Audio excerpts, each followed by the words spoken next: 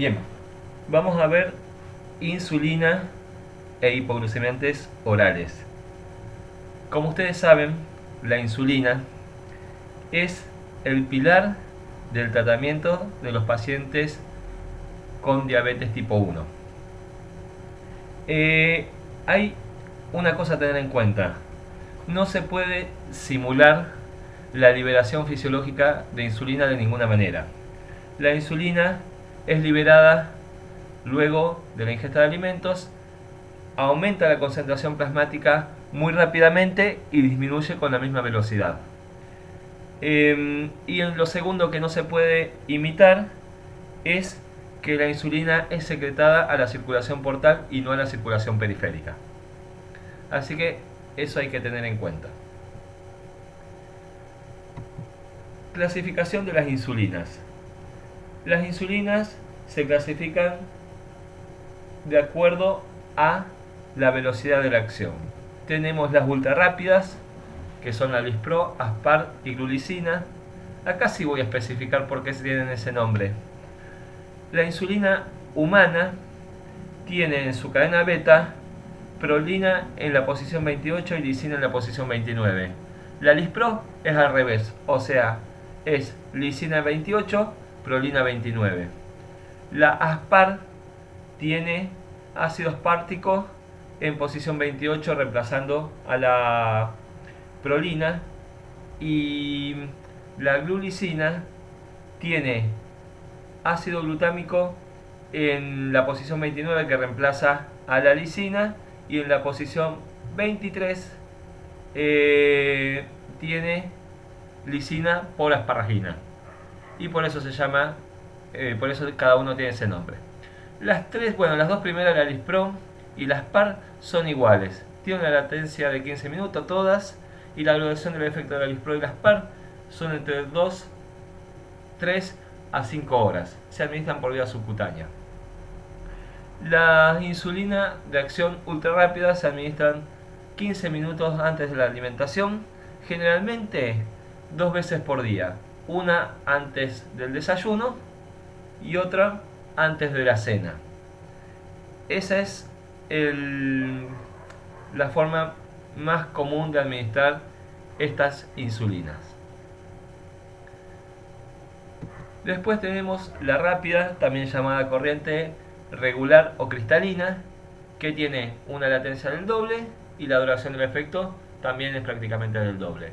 Es la que se administra por vía intravenosa, intramuscular y por vía subcutánea, fundamentalmente por vía subcutánea e intravenosa. Y se utiliza cuando los requerimientos de insulina del paciente cambian rápidamente, como por ejemplo durante el parto, durante un perioperatorio, y también se utiliza en la cetoacidosis diabética. Se administra 30 a 45 minutos antes de la alimentación, generalmente igual que las ultra rápidas, excepto la glulicina. Estoy hablando de la Lispro y la Aspart. Se administran 2 veces por día y pueden ser reemplazables con las ultra rápidas. Entonces, podemos administrar una ultra rápida como Lispro o Aspart, o una rápida, o la rápida, perdón, antes del desayuno y antes de la cena. Generalmente no tiene importancia, pueden usar cualquiera de los dos, va a depender de los requerimientos de insulina del paciente. Después viene la intermedia, que uno es la Hagedorn protamina neutra o NPH, también llamada isofánica, y la lenta. La latencia de 1 a 2 horas y la duración del efecto es de 18 a 24 horas. Se administra por vía subcutánea. En general, estas de acción intermedia se administra 2 veces al día y generalmente combinadas con Lispro o Aspart, o sea, con una ultra rápida de esas dos, o con la rápida. De igual manera, se administran antes del desayuno y antes de la cena, con la diferencia que Las ultra rápidas o la rápida se puede administrar 3 veces por día, mientras la intermedia se administra solamente 2. Y generalmente se administran combinadas. Y después tenemos las de acción prolongada, como la ultralenta, simprotamina y glargina. Estas se administran una vez por día y se utilizan cuando necesitamos tener concentraciones bajas pero prolongadas de insulina. La diferencia entre la ultralenta simprotamina y la glargina es que la glargina, por ejemplo, está hecha en un medio ácido, no se puede combinar con las ultra rápidas o la rápida, porque son neutras las rápidas y la ultra rápida, entonces no se pueden combinar.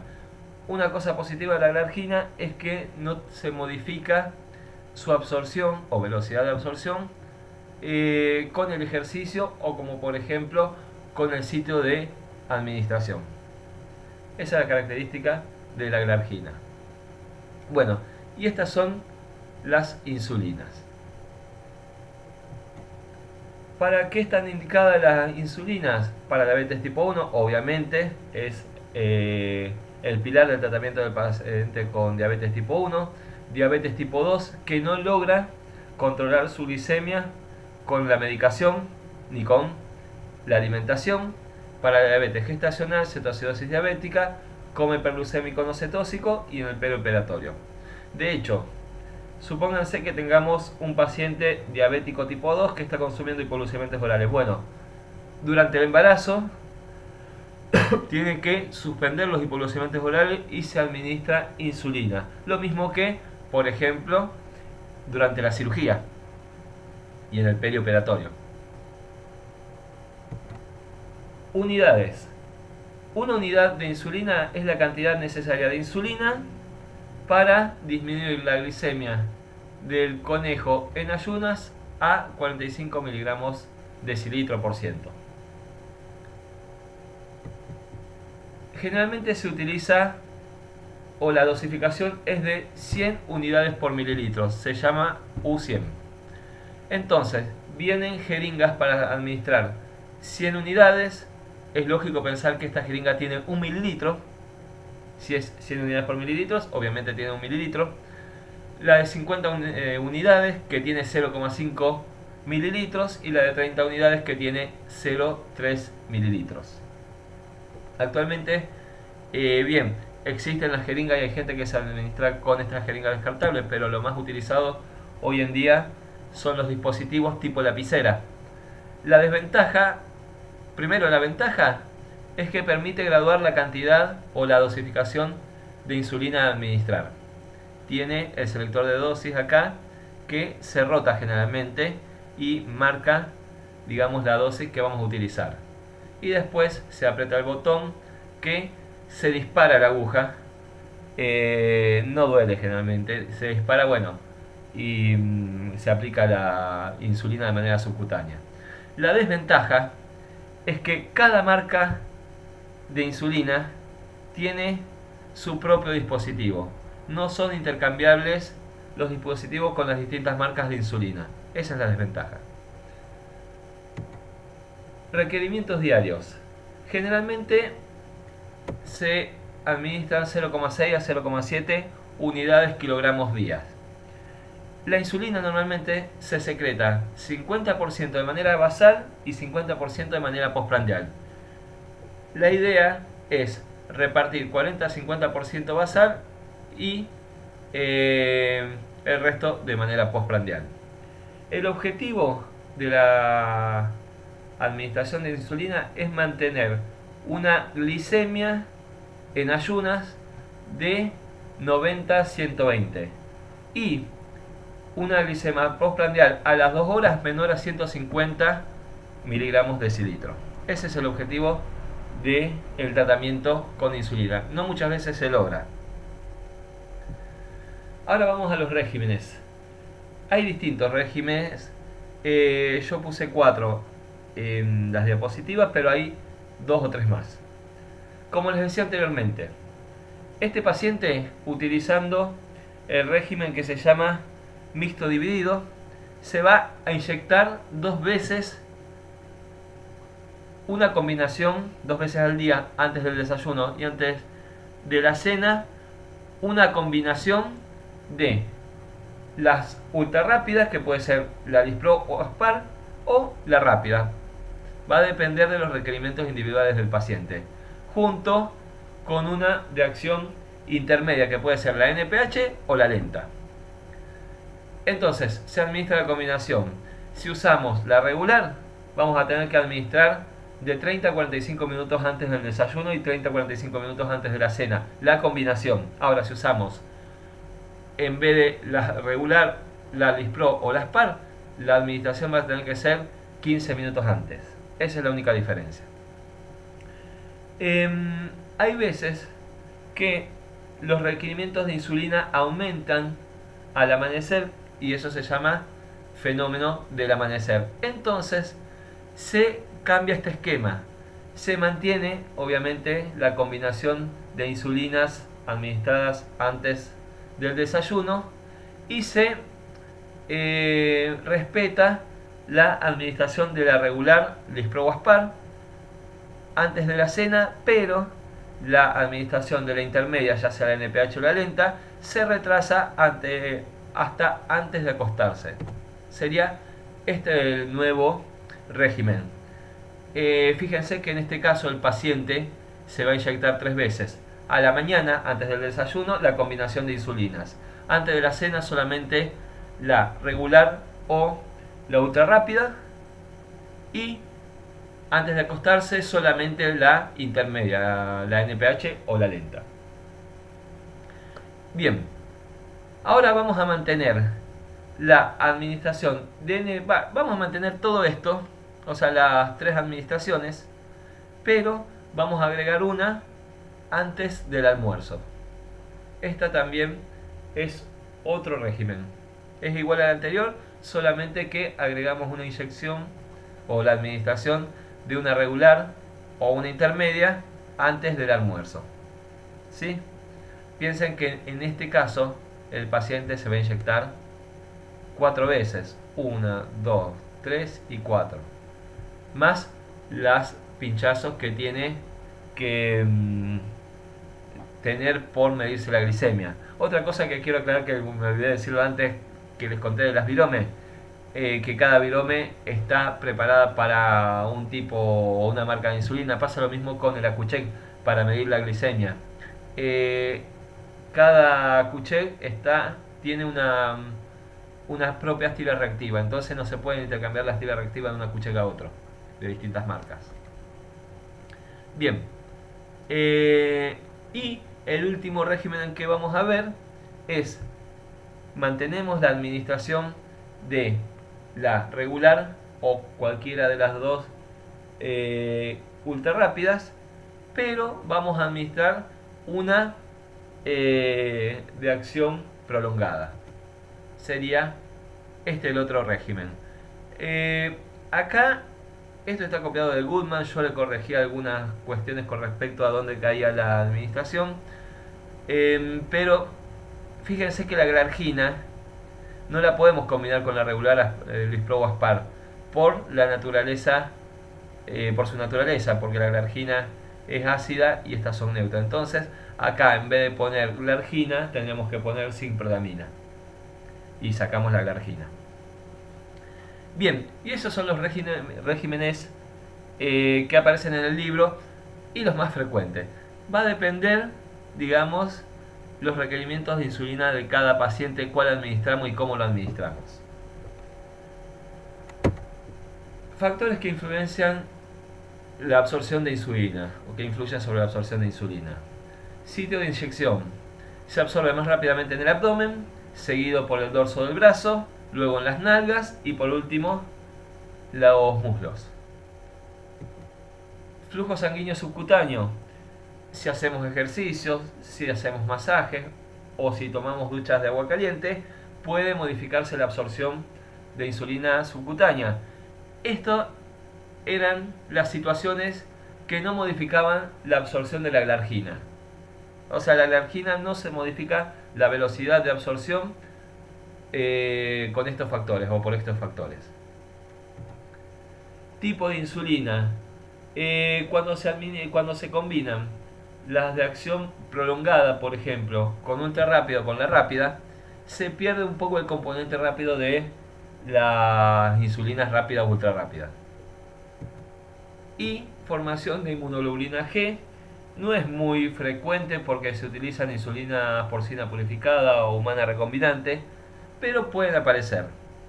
En el caso que aparezcan, solamente tiene importancia durante el embarazo, en donde la inmunoglobulina G puede afectar la insulina del producto de la gestación y el niño puede nacer con hipoglicemias. Eso es importante. Después les cuento una anécdota cortita. Bien, reacciones adversas. La más frecuente, hipoglicemia por lejos. ¿Cuándo se puede producir una hipoglicemia? Por ejemplo, el paciente se administra la combinación de insulinas antes del desayuno y decide no desayunar y se pone a hacer ejercicios. Tranquilamente le puede agarrar una crisis de hipoglicemia. Y hay un montón de casos de hipoglicemia, fundamentalmente porque el paciente se automonitorea y se los autoadministra. ¿Sí? Y a veces, por ejemplo, aumentan la dosis cuando hacen una comida hipercalórica y también terminan produciendo hipoglicemias. Bueno, es el efecto adverso más frecuente y de hecho el más grave de la insulina. Alergia y resistencia a la insulina. La alergia y resistencia a la insulina generalmente se produce de manera local, con formación de inmunoglobulina G, pero puede aparecer una reacción sistémica, no contra la insulina, sino contra los contaminantes, como por ejemplo el zinc, la protamina. Pero sí, puede aparecer, y en el caso de que aparezca una reacción sistémica, hay que intentar desensibilizar al paciente, que tiene un éxito de hasta un 50%. Lipoatrofia y lipohipertrofia. La lipoatrofia se produce por una reacción inmune, es adelgazamiento de la piel, y la lipohipertrofia se produce fundamentalmente por la acción anabólica de la insulina. Por eso se le dice al paciente que rote los sitios de inyección. Una cosa a tener en cuenta, la lipohipertrofia hace que al paciente le duela menos, entonces por ahí elige administrar la insulina donde hay una zona de lipohipertrofia. Bueno, hay que decirle al paciente que no haga eso. La inyección tiene que ser en piel sana, y no que tenga lipoatrofia o lipohipertrofia, pero como duele menos, por ahí los pacientes prefieren hacer eso. La idea es que roten los lugares de inyección. Y edema por insulina, que no es muy frecuente, pero bueno, se produce por retención de sodio. Algunas interacciones medicamentosas. No me voy a poner a describir las interacciones medicamentosas, sin embargo, me gustaría tener en cuenta dos puntos. ¿Qué enfermedad puede tener seguramente un paciente diabético? Hipertensión arterial, seguro. Entonces, tengamos en cuenta que hay fármacos antihipertensivos, como por ejemplo los IECA, que son de elección en pacientes diabéticos, que producen modificación de la glicemia. Después hay otros antihipertensivos, obviamente, como por ejemplo tenemos diuréticos por acá, no me acuerdo dónde están los diuréticos, bueno, acá están los diuréticos. Después tenemos calcio antagonistas, por ejemplo.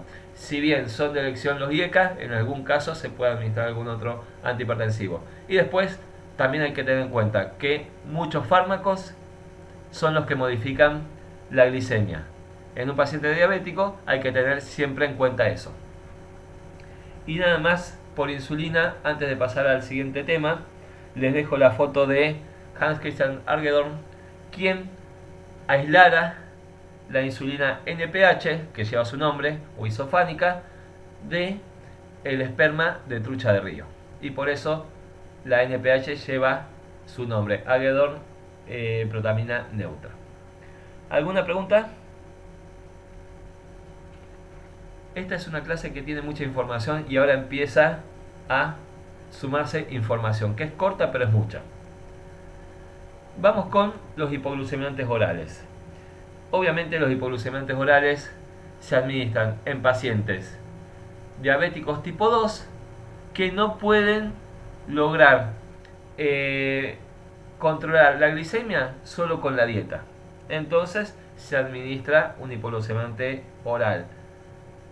La dieta siempre es el eje o es el pilar de los tratamientos de alteraciones metabólicas, como por ejemplo la glicemia u otros tratamientos u otras enfermedades. Vamos con hipoglucemiantes orales. Acá está la clasificación, vamos a ver todos y empezamos con las sulfonilurias. Mecanismo, bueno, primero la clasificación, se clasifican en generaciones y vamos al mecanismo de acción.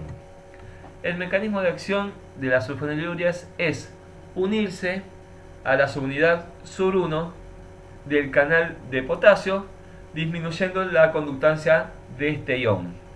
Eso hace que, o sea, la disminución de la conductancia del potasio hace que entre calcio y se secrete insulina.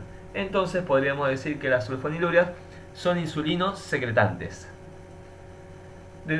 Son secretagogos. De igual manera que los secretagogos naturales, como la glucosa o como la leucina. Bien, algunas características farmacocinéticas. Se absorbe, se administra por vía oral. La presencia de alimentos y la hiperglucemia disminuye o retrasa, no disminuye, retrasa la absorción. La hiperglicemia de hecho produce disminución de la motilidad gastrointestinal. Y los alimentos también retrasan la absorción de estos fármacos. Tiene una unión a proteínas plasmáticas muy elevada, un volumen de distribución pequeño, pero la unión a proteínas plasmáticas es importante. El 20% se elimina sin modificación por excreción renal y el resto por metabolismos. Algo con respecto a las vidas medias. La clorpropamida, que es de primera generación, tiene una vida media prolongada de 24 a 48 horas.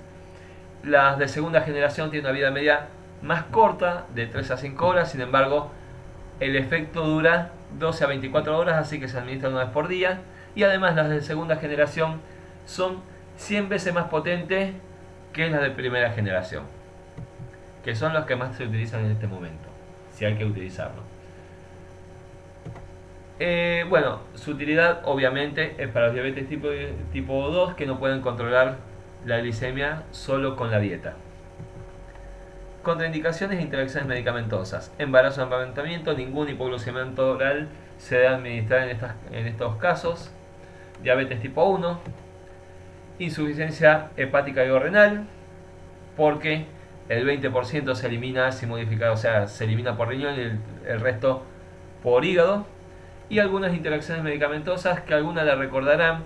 La aspirina desplaza los hipoglucemiantes orales del tipo sulfonilurias de su unión a proteínas plasmáticas, o sea, de albúmina, y pueden producir hipoglicemia. Eso es importante. Y el etanol lo que hace, junto con la clorpropamida inhibe el aldehído deshidrogenasa. Entonces, cuando se combina con etanol, puede producir el síndrome de disulfirán. El síndrome de disulfirán en este caso tiene un 10-15% de incidencia, o sea que aparece de cada 10 personas que combinen clorpropamida con etanol, a 1,5 le va a aparecer el síndrome de disulfirán, para que tengan una idea. Así que es muy frecuente. Reacciones adversas. Hipoglicemia. No es muy frecuente la hipoglicemia, pero sí fundamentalmente en aquellos pacientes que tengan alteraciones de la función renal, hepática y estén consumiendo sulfonilurias de acción prolongada, como por ejemplo la clorpropamida. Bueno, y si por ejemplo el paciente toma aspirina, tiene mayor chances de sufrir una hipoglicemia. Aumento de peso es bastante característico y otros. Hiponatremia por aumentar o por potenciar los efectos de la antidiurética, y el efecto de disulfirán en el caso que se combine clorpropamida con alcohol. Bien, esas son las sulfonilurias. Seguimos con las meglitinidas, que son dos: repaglinida y natriaglinida. La repaglinida, bueno, el mecanismo de acción de la meglitinida es igual al de las sulfonilureas. O sea, se unen a la subunidad SUR1 del canal de potasio e inhiben la conductancia del ion. Y al hacer eso, entra calcio y se produce liberación de la insulina. La repaglinida tiene una vida media de 1 hora. Eso hace que pueda utilizarse de manera múltiple preprandial. 10% se metaboliza en riñón, el resto en hígado. Hay que tener cuidado en pacientes o hay que ajustar la dosis en pacientes con insuficiencia renal y con alteraciones hepáticas. Y el efecto adverso más frecuente es la hipoglicemia. Con respecto a la natriglinida, produce una secreción más rápida de insulina, pero menos sostenida. Se utiliza para el control postprandial de la glicemia y se elimina por excreción renal sin modificación un 16%. En este caso no hay que hacer ajuste de la dosis, pero sí hay que tener cuidado en pacientes con insuficiencia renal, con insuficiencia hepática, perdón, no renal. En el caso anterior es porque se metaboliza a nivel de riñón, en el caso de la repaglinida. Y esas son las meglitinidas, muy cortitos. Biguanidas. Biguanidas, la única que se utiliza es la metformina, el resto la sacaron del mercado.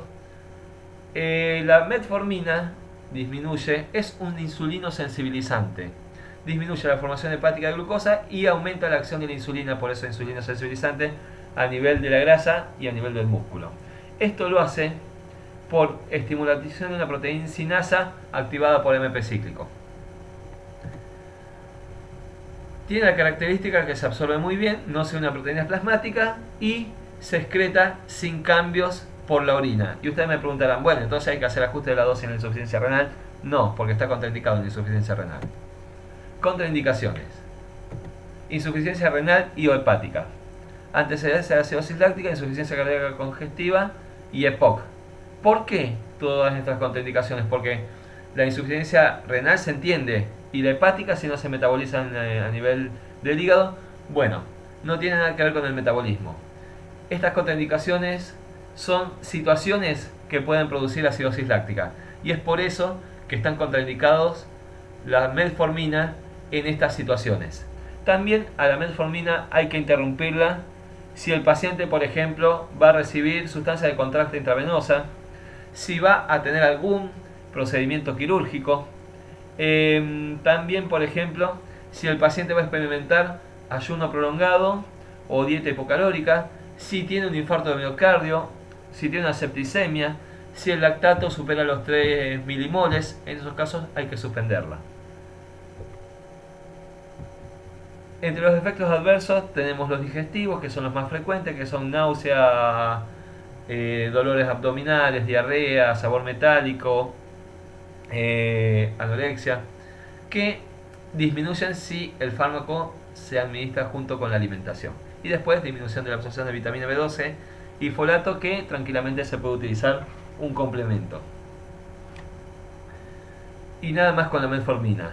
La metformina, ya lo vamos a ver, es uno de los hipoglucemiantes orales más utilizados, o por lo menos el que más indican las guías terapéuticas como el primer hipoglucemiante a utilizar, o el de primera línea. Tiazoledinedionas. Las tiazoledinedionas son la rosiglitazona y pioglitazona. La dalglitazona también existe. Hay otras tiazoledinedionas. Yo puse esta porque creo que son las que aparecen en el Goodman, pero hay otras más. Lo que hacen las tiazoledinedionas es estimular el receptor activado por proliferadores de peroxidasa gamma. Este receptor activado por proliferadores de peroxidasa está relacionado con la transcripción de genes que producen proteínas o producen enzimas que controlan el metabolismo glucémico, y también parte del metabolismo lipídico, porque por ejemplo estos fármacos también aumentan las HDL. Y de hecho, fíjense cómo será que vimos otros fármacos que actuaban sobre estos receptores, pero no eran gamma, sino que eran alfa. Eran receptores activados por proliferador de peroxidasa alfa. Si no se acuerdan, se los recuerdo yo. Son los derivados del ácido fíbrico que son hipolipemiantes, como el clofibrato o gemfibrosil. O sea que evidentemente este receptor activado por proliferadores de peroxidasa está relacionado con el metabolismo, no solamente glucídico, sino también lipídico. No se conoce mucho más. Bien, ¿y qué hace? O sea, ¿cuál es el resultado de actuar sobre estos receptores y modular la transcripción de genes? Bueno, insulino sensibilizante, que disminuye la resistencia periférica a nivel de músculo y a nivel de lípidos de la insulina, a la insulina, perdón. O sea, también son insulinos sensibilizantes, como lo que acabamos de ver. Bueno, se administran por vía oral, tiene una muy buena biodisponibilidad. La rosiglitazona se metaboliza en el citocromo 12,8, mientras que la pioglitazona se metaboliza en el 12,8 y 3,4. Hay que tener cuidados en pacientes con alteraciones hepáticas. De hecho, a los pacientes que se le administra tiazolidinedionas hay que medirle las transaminasas de manera seriadas. O sea, hay que controlar siempre las transaminasas. Efectos adversos: anemia, aumento de peso, edema y expansión del volumen plasmático solamente en pacientes que tienen insuficiencia cardíaca congestiva. Y hasta aquí los hipoglucemiantes clásicos. Ahora vamos a ver los que son los agonistas GLP-1. Les comento, bueno, los fármacos son estos. Les comento, hace no mucho tiempo atrás, estamos hablando a lo mejor hace 15 años, por tirar un número, pero no mucho más que eso, se descubrieron las incretinas. ¿Qué son las incretinas? Las incretinas son hormonas gastrointestinales que se liberan inmediatamente luego de la alimentación, de la ingesta de alimentos. Y lo que hacen las incretinas, que se conocen dos, que uno es el polipéptido insulinotrópico dependiente de insulina y el otro es el péptido glucagonoide. Lo que hacen las incretinas es estimular la secreción de insulina y nivel de liberación de glucagón, retardan el vaciado gástrico, aplacan el apetito y normaliza la secreción de insulina postprandial y en ayuno. La característica es que estas incretinas son metabolizadas inmediatamente luego de su liberación por una enzima que se llama dipeptidasa 4. Entonces, acá creo que está el mecanismo de acción. El objetivo es utilizar análogos de incretinas que actúen sobre los receptores GLP-1 que sean o resistentes a la dipeptidasa 4 o utilizarlos combinados a un inhibidor de la dipeptidasa 4. Como inhibidores de la dipeptidasa 4 les voy a mencionar algunos. El más utilizado es la sitagliptina. También está la vidagliptina, sexagliptina, linagliptina, pero lo que termina en gliptina son inhibidores de la dipeptidasa 4. El más utilizado es sitagliptina. Bien, la primera incretina que se sintetizó es la exenatide, que es un homólogo de el Exendin 4. El Exendin 4 es una incretina que se aisló de las glándulas salivales del monstruo de Gila, que es ese bichito que tienen ahí. No es muy grande el monstruo de Gila. No llega, creo que no llega a 1 metro. Bien, el monstruo, o sea, el Exendin 4 fue una incretina que se aisló de las glándulas salivales de este bichito y tiene una homología del 53% con las incretinas humanas. Entonces, la Exendin 4 o la incretina de este bichito, pero sintética, se llama exenatida, que tiene la característica que es resistente a la dipeptidasa 4. Están aprobados para ser utilizados como terapia adicional o como monoterapia. Disminuye la hemoglobina glicosilada un 1%. También disminuye de peso entre 2,5 a 4 kilogramos. Y se administra por vía subcutánea 2 veces al día antes de las comidas. La vida media es de 2 a 3 horas. La liraglutida tiene características que también fue aprobada como lexenatida, como monoterapia y terapia adicional. Hay un estudio, entre paréntesis o entre comillas, donde demuestra que la liraglutida disminuye la muerte por infarto agudo de miocardio, disminuye las complicaciones del infarto, del derrame cerebral no mortal. También disminuye de peso y al tener vida media más prolongada, desde entre 12 y 14 horas, puede ser utilizada una vez por día. En el caso de la albiglutida, y la dulaglutida y la lixenatida, también fueron aprobadas como monoterapia o terapia adicional. Se administran por vía subcutánea, pero tiene una vida, la albiglutida fundamentalmente, tiene una vida media muy larga, con lo cual puede ser administrada por vía subcutánea una vez por semana. La lexenatida también tiene una presentación que es semanal. Reacciones adversas de todos los agonistas GLP-1. Náuseas, que es muy frecuente, yo no me acuerdo si es entre el 20 y 30% de las náuseas. Vómitos y retraso del vaciamiento gástrico.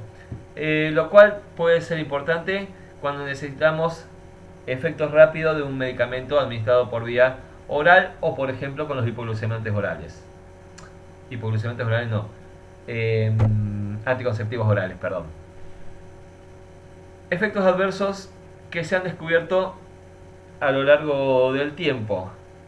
Enfermedades biliares, pancreatitis, puede ser secundario la pancreatitis a la litiasis biliar, no lo sé, pero si produce alteraciones biliares que no especifican cuáles, o no lo encontré, y también produce pancreatitis, puede ser que produzcan cálculos. Y también se las relacionó o han demostrado producir cáncer de páncreas. Y por último, entre los fármacos, los inhibidores CGLT2.